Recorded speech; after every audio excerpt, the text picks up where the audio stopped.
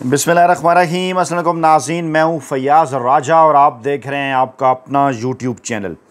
दोस्तों, वफाकी हुकूमत इस्लामाबाद और रावलपिंडी से मज़दूर सहाफ़ी के ज़राए से ख़बरें, मालूमात और उन पर फिर हमारा तज्ज़िया और तबसरा। और रात गए इस वक्त की सबसे बड़ी और लेटेस्ट डेवलपमेंट, परवेज़ इलाही या शाह महमूद कुरैशी 5 अगस्त की तहरीक खुदा न ख्वास्ता अगर नाकाम हो तो इमरान खान साहब को 2 ऑप्शन कौन से दिए गए हैं, जिनके हवाले अगर पाकिस्तान तहरीक-ए-इंसाफ की क़यादत कर दी जाए तो मुस्तक़बिल में इस्टेब्लिशमेंट पाकिस्तान तहरीक-ए-इंसाफ को एक सियासी जमात के तौर पर पाकिस्तानी सियासी सिस्टम का हिस्सा बनने में उसके रास्ते में रुकावट नहीं डालेगी। ये जुमले, ये मालूमात शायद आपको गुस्सा भी दिला रही हों कि ऐसा क्यों कर हो सकता है कि मकबूल तरीन अवामी सियासी रहनुमा को इस किस्म के पैगामात भिजवाए जाएँ, लेकिन हमेशा से ये पाकिस्तान के अंदर होता रहा। हमेशा से इस किस्म की कोशिशें रहीं कि जनाब मकबूल तरीन अवामी सियासी रहनुमा को माइनस किया जाए। लेकिन इस पर इमरान खान साहब का जवाब क्या होगा, या मुमकिना तौर पर जब इमरान खान साहब तक ये पैगाम पहुँचेगा तो उनका रद्द-ए-अमल क्या होगा, क्योंकि कहा यह जा रहा है कि ताकतवर हलकों की जानिब से ये 2 नाम कप्तान को भिजवाए गए हैं और कहा गया है कि जनाब आप अगले 24 घंटों में इस हवाले से फ़ैसला करें, बसूरत दीगर 5 अगस्त को भी 26 नवंबर की तरह के रद्द-ए-अमल के लिए तैयार रहें। पाकिस्तान तहरीक-ए-इंसाफ के कुछ हलके इसको ताकतवर हलकों की और रवायती सियासी माफिया की गीदड़ भपकी भी करार दे रहे हैं, क्योंकि सरेदस्त परवेज़ इलाही और शाह महमूद कुरैशी दोनों से जब भी नून लीग, पीपल्स पार्टी और ताकतवर हलकों ने राब्ता किया तो उनकी जानिब से यही कहा गया कि जनाब इमरान खान साहब के बग़ैर वो कुछ नहीं, वो तो क्या पूरी पाकिस्तान तहरीक-ए-इंसाफ कुछ नहीं, और इमरान खान साहब को किसी सूरत माइनस नहीं किया जा सकता। ये पैगाम पहुँचाए जाने से पहले इक़दामात कौन से उठाए जा रहे हैं, उसके बाद फिर आपकी मदद की ज़रूरत भी होगी। प्लस और माइनस शाह महमूद कुरैशी और परवेज़ इलाही दोनों के जनाब डिस्कस किए जाएंगे। आप इसके अंदर अपनी कीमती राय से आगाह करेंगे।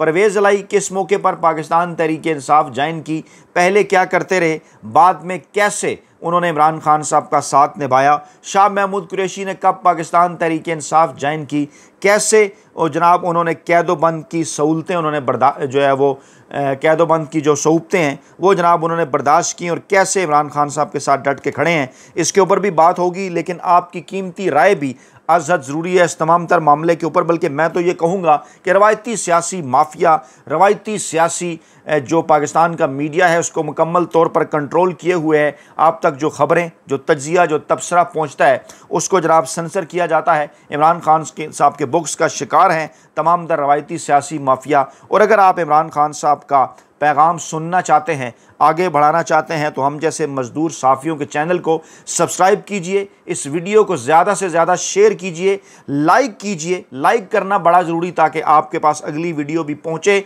और हर सूरत कमेंट बॉक्स के अंदर जितने भी दोस्त अहबाब हैं कोशिश करें कि वो अपनी कीमती राय का इज़हार हर सूरत करें, ताकि आपका मौक़िफ़ भी इमरान खान, पाकिस्तान तहरीक-ए-इंसाफ और उसके बाद फिर जो मौजूदा रवायती सियासी माफिया है, जो पाकिस्तान की ताकतवर इस्टेब्लिशमेंट है, वो जान सके कि लोग किस हद तक आज़ादी इज़हार राय इस हवाले से रखते हैं और पाकिस्तान तहरीक-ए-इंसाफ कैसे अवामी सियासी जमात है। आगे बढ़ने से पहले मैं 2 बड़ी ऑफ़र्स के मुतल्लिक मैं जो है वो ज़िक्र करूँ। सुहेल वड़ाइच साहब ने भी एक बात की, सियासत.pk ने इसके ऊपर ट्वीट भी किया, हमारे दोस्त हैं सियासत.pk जनाब, उन्होंने जनाब इसको एक ट्वीट की शक्ल में भी पेश किया। जनाब उन्होंने लिखा कि 100% यकीन से कह रहा हूँ कि इमरान खान को ऑफ़र दी गई थी कि आप बनी गाला चले जाएं, सिस्टम को मान लें और ख़ामोश होकर बैठ जाएं। अली अमीन गंडापुर ये ऑफ़र लेकर गए थे तो इमरान खान साहब ने आगे से जूती उतार ली थी। सुहेल वड़ाइच साहब का इंकशाफ है।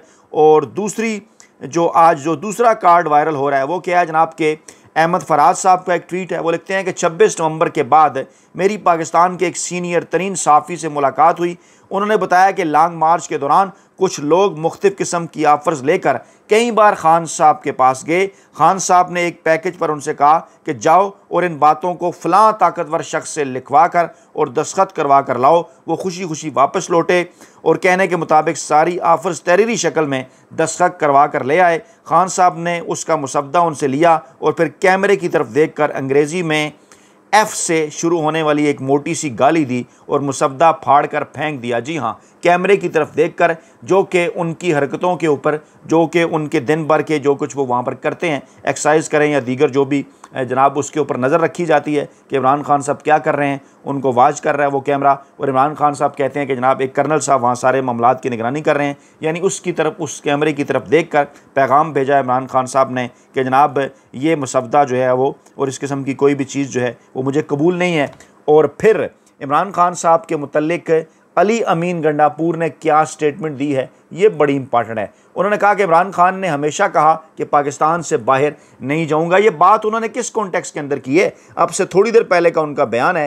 वज़ीर-ए-आला खैबर पख्तूनख्वा अली अमीन गंडापुर ने इन दावों की तरदीद कर दी है कि इमरान खान बैरून मुल्क जाने के लिए तैयार हो गए थे। कौन है जो इस किस्म के दावे कर रहा है? जी हाँ, वड्डे एंकर हैं, वेले कालम निगार हैं, मुलाजम सहाफ़ी हैं, मखसूस मीडिया ग्रुप्स हैं, जंग जियो ग्रुप समेत, जो इस किस्म की खबरें फैला रहे हैं कि इमरान खान साहब तो बैरून मुल्क जाने पर राज़ी हो गए थे। लेकिन जहां पर यह मामला है कि ये ऑफ़र्स मैंने आपके सामने रखी, इमरान खान साहब ने रिजेक्ट कर दी। अब नई ऑफ़र जो रखी गई है वो है जनाब कि आप खामोशी इख्तियार करें, शाह महमूद कुरैशी या परवेज़ इलाही के हवाले पार्टी कर दें। उस पर इमरान खान साहब का मुमकिन रद्द-ए-अमल क्या हो सकता है? ये जो मैंने 2 रद्द-ए-अमल इमरान खान साहब के आपके सामने रखे, यहाँ से आपको समझ लग जानी चाहिए। और आज की खबर कहती है कि जंग से गुफ्तगू करते हुए अली अमीन गंडापुर ने कहा कि इमरान खान कभी पाकिस्तान से बाहर नहीं जाएंगे। उन्होंने कोई डील करना होती तो अब तक कर भी चुके होते। उन्होंने कहा कि बानी पीटीआई ने हमेशा ये कहा है कि पाकिस्तान से बाहर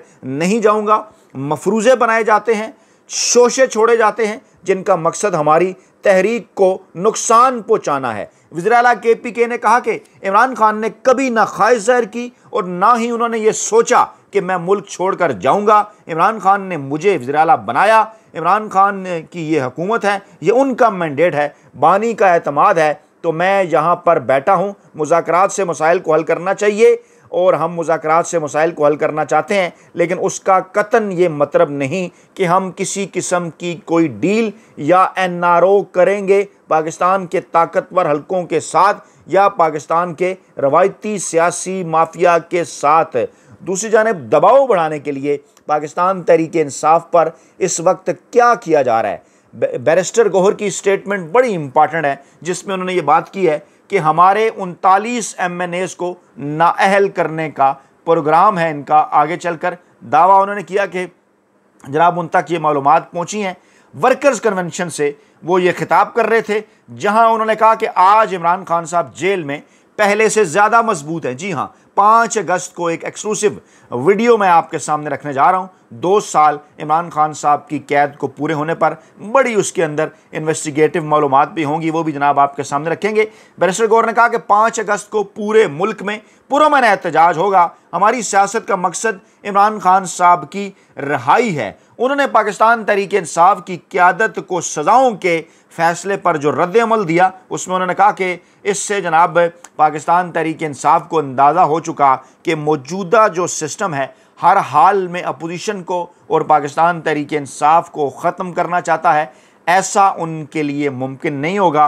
पाकिस्तान तहरीक-ए-इंसाफ आगे चलकर असम्बलियों से इस्तीफ़ों और बाइकाट पर भी गौर करेगी। और इसी जानिब इमरान खान साहब की जानिब से भी इशारा किया गया। उन्होंने कहा जनाब कि इस वक्त जो हमारे सामने सूरत हाल है, हमसे पहले भी 77 नशस्तें छीन ली गई थी। ज़ैन कुरैशी को बरी करने का कोई ख़ास सियासी मकसद नहीं हो सकता। ये बात तो उन्होंने की है इन बिटवीन द लाइन्स, इसके अंदर भी पैगाम है वही जो मैंने आपको कहा ना कि शाह महमूद कुरैशी और परवेज़ इलाही साहब का पार्टी के अंदर क्या किरदार है, उसके ऊपर आप अपनी कीमती राय ज़रूर दें। इस पर आगे चलकर बात करते हैं।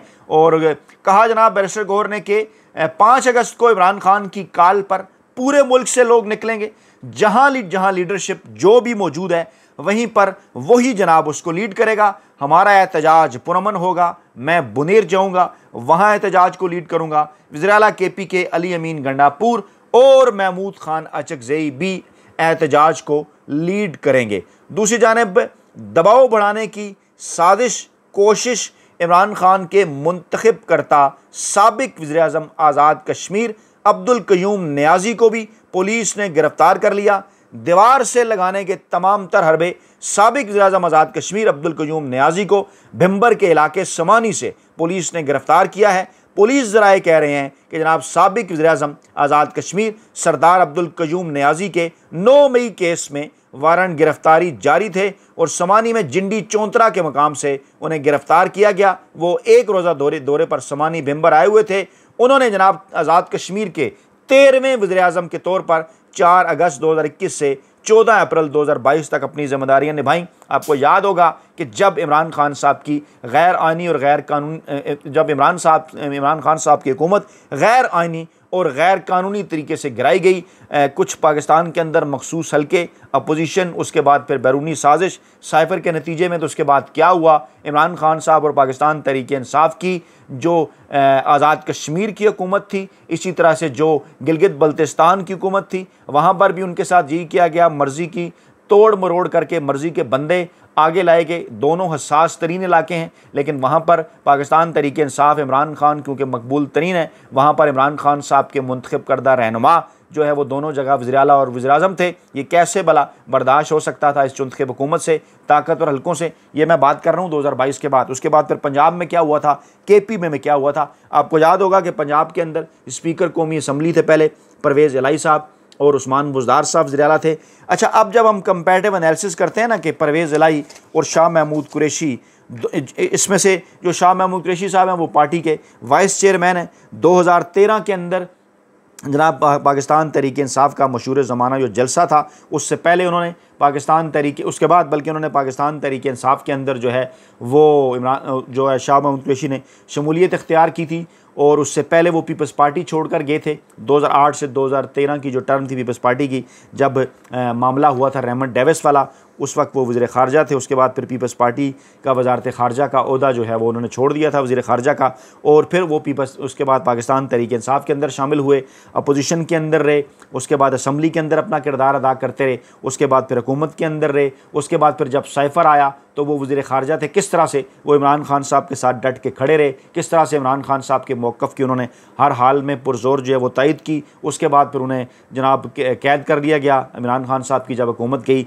जेल में उन्हें डाला गया, वहाँ पर भी वो डटे रहे। तकरीबन को 1.5-2 साल की कैद उन्होंने भी जनाब काटी। इस दौरान वो बाहर आए, दोबारा अंदर हो गए, बाहर आए, फिर अंदर हो गए, और अब जो है वो 9 मई के मामले के अंदर उनकी ज़मानत हुई। बाकी सीनियर क़यादत को जो है वो सज़ाएँ सुनाई गई। तो उस वक्त इस किस्म की बातें उठी कि शायद जो हैं वो शाह महमूद कुरैशी साहब के हवाले करने की कोई प्लानिंग है। पाकिस्तान तहरीक इंसाफ की कप्तानी परवेज़ इलाही साहब को अगर देखें तो वो जनाब पहले काफ लीग का हिस्सा थे और वो इमरान खान साहब के इत्तेहादी थे। उस वक्त आपको याद होगा कि जब तहरीक अदम एतमाद इमरान खान साहब के ख़िलाफ़ और PTI के ख़िलाफ़ लाई जा रही थी तो बड़ा तंज़ भी करते रहे और इस किस्म की बातें भी करते रहे, मजाक भी कई मामलात पर उड़ाते रहे कि पैम्पर जनाब हम बदलते रहते हैं, इस किस्म की बातें वो करते रहे।